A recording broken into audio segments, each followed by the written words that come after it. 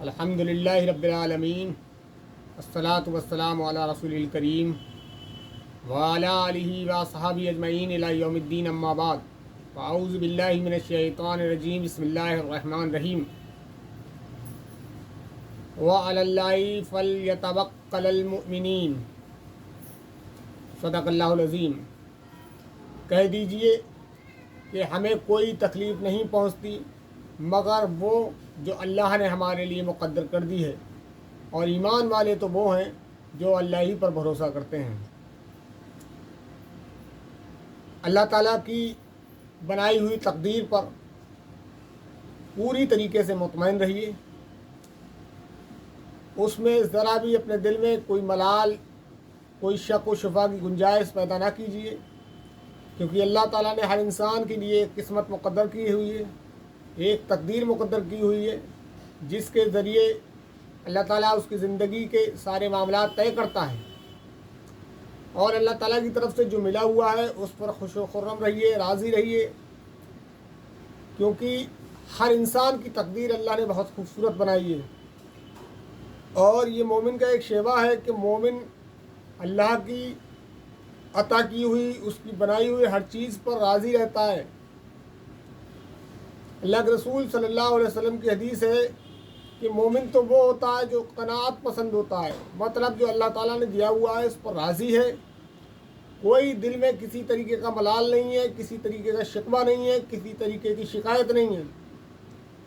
تو یہ مومن کی ایک صفت ہے کہ وہ قناعت پسند ہوتا ہے، اس کے اندر زہد ہوتا ہے، تقویٰ ہوتا ہے، اور اللہ تعالیٰ نے انسان کو اس دنیا پر آزمائش کے لیے بھیجا ہے، تو لہٰذا یہاں پر تمنائیں، آرزوئیں کو اپنے دل میں جگہ نہ دیں، یہ انسان کو صحیح راستے سے بھٹکا دیتی ہیں اور وہ بالکل ہی جو ہے ایک رانگ سائڈ چلنے لگتا ہے۔ اس لیے اپنی تقدیر پر، اللہ تعالیٰ کی بنائی ہوئی تقدیر پر بھروسہ رکھیے اور سوچیے کہ اللہ نے جو ہمارے لیے کیا ہے بہتر کیا ہے، اس میں بھی کسی طریقے کی آپ جو ہے دل شکنی نہ کریں اور کسی طریقے کا اپنے دل میں جو ہے ناشکری کا جذبہ پیدا نہ کریں، کیونکہ اللہ تعالیٰ سے بہتر انسان کے بارے میں کوئی جانتا نہیں ہے کہ اس کے حق میں کیا بہتر ہے، خود انسان نہیں جانتا ہے کہ میرے حق میں کیا بہتر ہے، لیکن اللہ تعالیٰ سب کچھ جانتا ہے۔ اللہ کے رسول صلی اللہ علیہ وسلم کی ایک حدیث ہے کہ آپ نے فرمایا ہر چیز تقدیر سے ہے، حتیٰ کہ عقل مندی اور بے وقوفی بھی تقدیر سے ہے۔ تو انسان کو جو کچھ ملا ہوا ہے وہ اس کے مقدر کا حصہ ہے۔ اللہ تعالیٰ کا حکم اس میں یہ ہے کہ مومنین تو وہ ہیں جو اللہ کی بنائی ہوئی تقدیر پر راضی رہتے ہیں۔ ایک واقعہ میں آپ کو چھوٹا سا سنا کے رخصت ہوتا ہوں کہ ایک اللہ کے بہت ہی برگزیدہ اور نیک بندے تھے، بہت بڑے عالم دین تھے۔ وہ ایک بار جیل گئے تو ان کی بڑی بیٹی ایک بیماری میں مبتلا ہو کر فوت ہو گئی، تو انہوں نے جیل سے ان کو بھیج دیا کہ جاؤ اپنی بیٹی کو جو ہے دفن کر کے آ جاؤ۔ وہ گئے، کفن دفن کیا، اور اس کے بعد وہ پھر واپس دوبارہ جیل چلے گئے۔ دوبارہ جیل گئے تو ان کو یہ خبر ملی کہ تمہاری چھوٹی بیٹی بھی اسی مرض میں مبتلا ہو گئی ہے۔ تو انہوں نے اس وقت جو الفاظ کہے تھے وہ قابل غور ہیں۔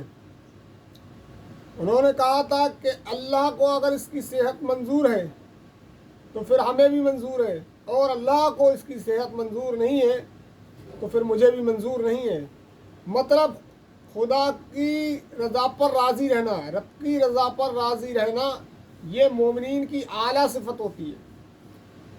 تو یہ دیکھیے کہ انہوں نے کہا اگر اللہ تیری صحت چاہتا ہے، اللہ زندگی تیری چاہتا ہے تو ہم بھی چاہتے ہیں، اور اللہ کو منظور نہیں ہے تیری زندگی، تیری صحت، تو پھر ہم کو بھی منظور نہیں ہے۔ یہ ہوتا ہے ایمان، یہ ہوتا ہے اللہ پر یقین، یہ ہوتا ہے آخرت پر یقین۔ تقدیر، اچھی بری تقدیر اللہ تعالیٰ کی طرف سے ہے اور یہ ایمان کا حصہ ہے، اور تقدیر پر چاہے اچھی ہو چاہے بری ہو، جیسی بھی اللہ نے تقدیر بنائی ہے اس پر یقین اور مطمئن صرف وہ شخص رہ سکتا ہے جس کا ایمان آخرت پر ہو، اور جو یہ جانتا ہو یہ دنیا عارضی ہے، ختم ہو جائے گی، ایک دن اللہ تعالیٰ کے حضور پیش ہونا ہے۔ تو اللہ تعالیٰ سے دعا ہے کہ اللہ تعالیٰ ہم کو جو ہے تو نے جس طریقے کی ہماری تقدیر بنائی ہے اس پر راضی رہنے کی توفیق عطا فرمائے اور ہمیں اطاعت گزار بندہ بنائے. آمین. وآخر الدعوانا ان الحمد للہ رب العالمین.